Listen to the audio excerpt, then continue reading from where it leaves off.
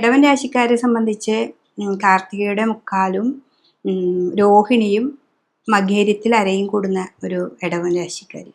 ഇടവൻ കൂറുകാരെ സംബന്ധിച്ച് ശനീശ്വരൻ വരുന്നത് നമുക്ക് 11ാം ഭാവത്തിലാണ്. 11ാം ഭാവത്തിൽ ശനി ഏറ്റവും നല്ലൊരു ഭാവമാണ്. അപ്പോൾ നമുക്കൊരു ഉപദേശം തരാനായിട്ട് നമുക്കൊരാളുണ്ടായിരിക്കും. നമുക്ക് ആള് എന്ന് പറഞ്ഞാൽ നമ്മുടെ മനസ്സിൽ തന്നെ നമുക്കൊരു നല്ല വഴിയിലേക്ക് പോകാനും നമ്മൾ ചെന്നപ്പെടുന്ന ഭാവങ്ങളൊക്കെ നല്ലൊരു ഭാവത്തിലേക്ക് എത്തിപ്പെടാനൊക്കെ നമുക്ക് നല്ലൊരു സമയമാണ് ഇടവക്കൂറുകാർക്ക്. അപ്പോൾ ശനീശ്വരൻ 11ലാണ് വന്നിരിക്കുന്നത്. ഇത്ര നാൾ അവർക്കൊരു കർമ്മത്തിലായിരുന്നത്. അപ്പോൾ ആ കർമ്മത്തിലൂടെ ഇപ്പം ഞാൻ പറയുന്ന പോലെ കർമ്മത്തിലുണ്ടാകുന്ന പല പ്രതിസന്ധികളാണ് നമുക്കത് മാറ്റി എങ്ങനെ പോവാം എന്ന് നമ്മൾ തന്നെ സ്വയം ചിന്തിക്കുന്നത്.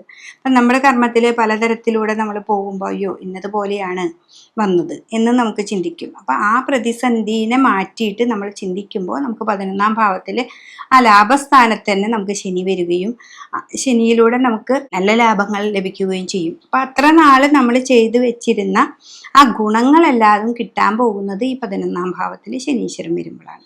അപ്പം അതുകൊണ്ട് തന്നെ നിങ്ങൾ ശിവന്റെ അമ്പലത്തിലൊക്കെ നന്നായിട്ട് പ്രാർത്ഥിക്കുക, പ്രദോഷത്തിന് പോവുക, രുദ്രാഭിഷേകമൊക്കെ ചെയ്യുക.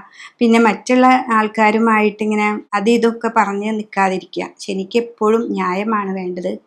കർമ്മത്തിൽ എപ്പോഴും ശ്രദ്ധിക്കുക. അപ്പം നിങ്ങൾക്ക് ധനമൊക്കെ നല്ല പോലെ വരുന്നതാണ് ഈ ഇടവക്കൂറുകാർ.